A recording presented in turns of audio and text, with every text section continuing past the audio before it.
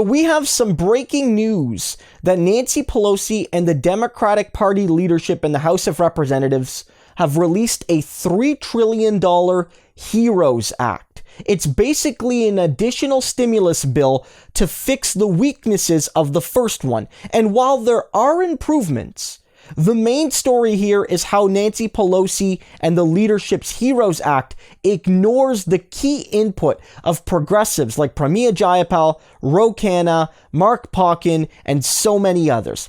Specifically, this bill leaves out two key provisions. The first is Jayapal's paycheck guarantee, which would ensure that people would have their wages protected up to $90,000. And the second is a monthly universal $2,000 payment in lieu of the one-time $1,200 payment that the HEROES Act includes. Both of these things would do far more to protect workers, to protect those who cannot work right now because they're being asked to stay home, as well as small businesses and those sorts of folks that are doing what they can to keep the economy running.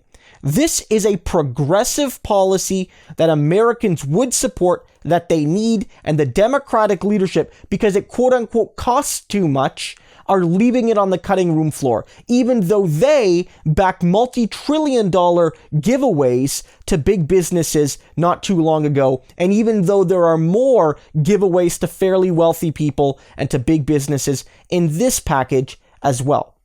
Pramila Jayapal and Mark Pauken, who are also the co-chairs of the Progressive Caucus, wrote a letter just a little bit ago to Nancy Pelosi and to the Democratic leadership in the House expressing their concerns. And I want to read to you part of this letter. People and their families in every part of America are in the middle of an unprecedented crisis.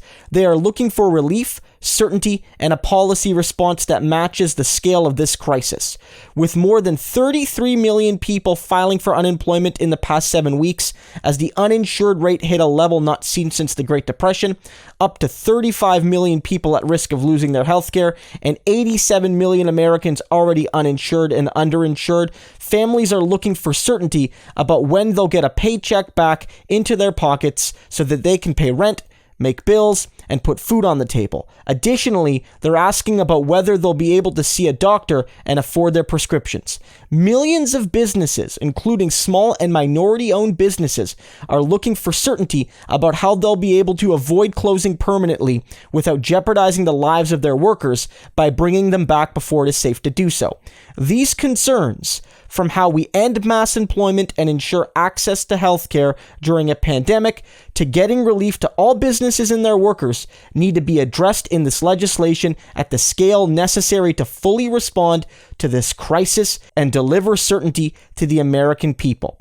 And what they go on to say is that the package Nancy Pelosi is proposing does not include these things, and the 1,800-page package is not ready to be voted on until these discussions have been happening more fully. And so what they're calling for, Mark Pauken, Pramila Jayapal, Ro Khanna, I'm sure the other progressive people in the squad, what they're saying is people need more time to examine this bill, because I really do feel that when you cut into it, when you really look into it under the hood, you're going to see that it's far more a giveaway to the rich and wealthy and well-connected, and far less an actual package to help the working class heroes that have made this situation bearable, even if it's been really hard. We need to see, at the very minimum, an inclusion of a $2,000 monthly basic payment to everyone, and a greater program that deals with wage subsidies. The Canadian response, I speak as a Canadian here, to this crisis has been far from perfect. The Liberal government of Justin Trudeau, the only reason they've done a good job is because of left-wing pressure from Jagmeet Singh and the NDP.